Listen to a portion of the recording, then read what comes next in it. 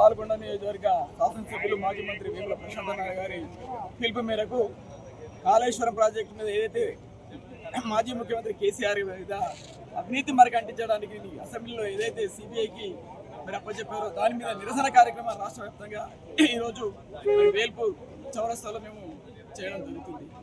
మరి మేము మీ పత్రికా ద్వారా మీ మీడియా ద్వారా రేవంత్ రెడ్డి గారికి ఒక సూటి ప్రశ్న చేయగలుగుతున్నాం. అయ్యా రేవంత్ రెడ్డి గారు, కాళేశ్వరం ప్రాజెక్టు మొత్తం ప్రాజెక్టే 1,00,000 కోట్ల ప్రాజెక్ట్ అయితే మరి 1,00,000 కోట్ల అవినీతి జరిగిందని చెప్తా ఉన్నావు. తెలంగాణ ప్రజలకు తప్పుదో పాటిస్తున్నావు.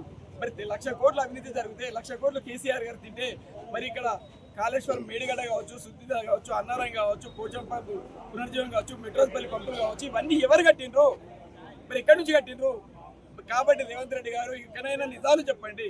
తెలంగాణ ప్రజల కోసం, తెలంగాణ రైతాంగం కోసం ఈరోజు కేసీఆర్ గారు ముందు చూపుతూ తెలంగాణ ఉత్తర తెలంగాణకు కావచ్చు, తెలంగాణకు మరి గుండెకాయ అన్నటువంటి ప్రాజెక్టు అక్కడ కాళేశ్వరం దగ్గర వాటర్ ఉంటుంది కాబట్టి వర్షాలు పడినప్పుడు మరి రాష్ట్రాన్ని ఆదుకోవాలి, రైతాంగాన్ని ఆదుకోవాలి, తాగునీటిగా ఆదుకోవాలని చెప్పేసి ఒక దృఢమైన సంకల్పంతో ఇలా ప్రాజెక్టు చేస్తే మరి ఈరోజు కేసీఆర్ గారిని ఏదనుకరంగా ఇబ్బందులు పెట్టాలి, కేసీఆర్ గారిని పతనం చేయాలి, బీఆర్ఎస్ పార్టీని రాష్ట్రంలో లేకుండా చేయాలని చెప్పేసి ఏదైతే కుట్రపూరితంగా ఈరోజు సిబిఐకి అప్పచెప్పినవో మరి అసెంబ్లీలో తీర్మానం పెట్టినప్పుడు కాళేశ్వరం బిల్లును మరి ప్రధాన ప్రతిపక్ష బీఆర్ఎస్ పార్టీకి మరి ఎందుకు మీరు అవకాశం ఇవ్వలేకపోయారు?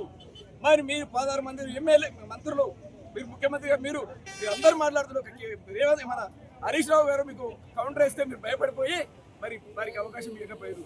అలాగే మరి ప్రధాన ప్రతిపక్షకు ఒక 10 నిమిషాలు అర్ధగంట తగ్గిస్తే మరి ఉన్నటువంటి 8 మంది బీజేపీ సభ్యులకు మీరు గంట సేపు మరి 2 సభ్యులకు ఏ రకంగా మీరు ఛాన్స్ ఇచ్చారు, ఏ రకంగా మీరు అవకాశం ఇచ్చారు? దీని మూలంగా ప్రతి ఒక్కరు కూడా ఆలోచించేది ఏంటంటే రాష్ట్రంలో కావచ్చు, దేశంలో కావచ్చు, బీజేపీ కాంగ్రెస్ రెండు ఒకటై కేసీఆర్ గారిని రాష్ట్రంలో మరి బీఆర్ఎస్ పార్టీ లేకుండా చేయాలని ఒక సంకల్పంతో ఇలా రేవంత్ రెడ్డి గారు మరి కక్ష కట్టుకొని మరి మన కేసీఆర్ గారిని ఇబ్బంది పెడతా ఉన్నారు.